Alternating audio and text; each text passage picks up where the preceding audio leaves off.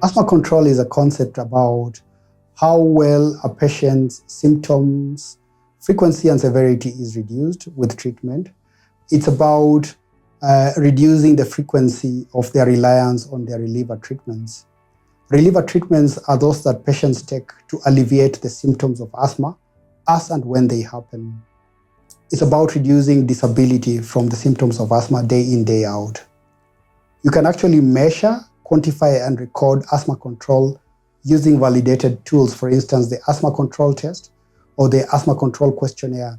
And over time, during clinic, you can trend the questionnaire and see that and document that actually the patient has better control over time.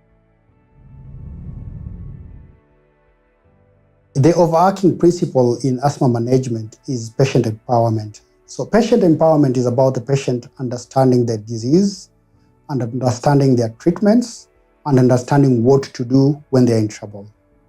The first thing is about prevention. Asthma patients describe very definite triggers that bring on their symptoms. For instance, it could be fine dust, it could be flour, it could be dander from pets, it could be exposure to cold drinks or to cold weather. It could be very strong fragrances. Patients know what their triggers are and they are advised to avoid them. That's the key principle in managing asthma. Drug treatment entails two concepts. The first concept is regular treatment. This is really, really important in reducing the disease process inside the airways in the lungs, and it needs to be taken on a daily basis. And this invariably contains a steroid-based treatment. The most commonly used drug delivery systems are inhalers. There are different types, and these are taken to deliver the drugs to control asthma. When patients experience symptoms which arise due to exposure to triggers, for instance, they need to take reliever medication. These invariably contain bronchodilators or medication designed to open up the airways.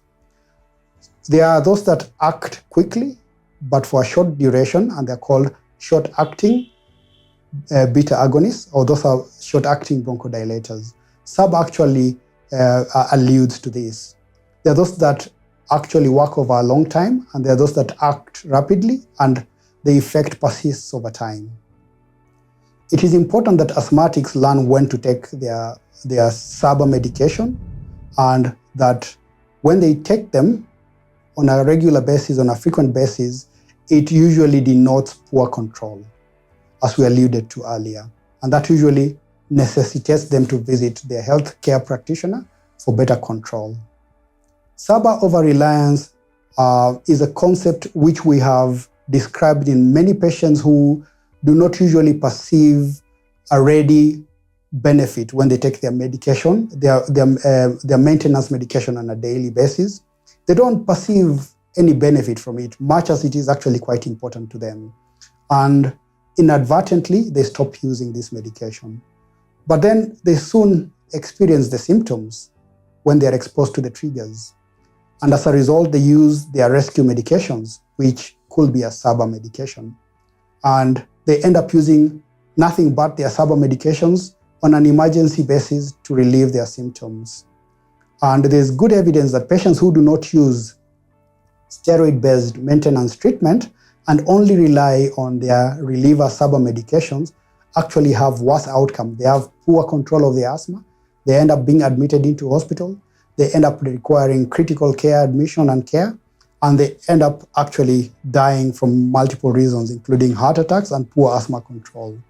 So SABA over-reliance is an important concept that we all need to avoid.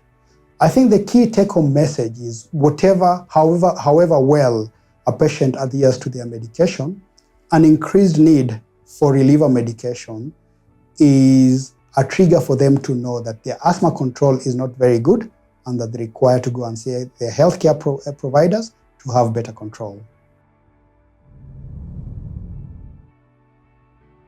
So there are many myths or false beliefs that lots of people hold.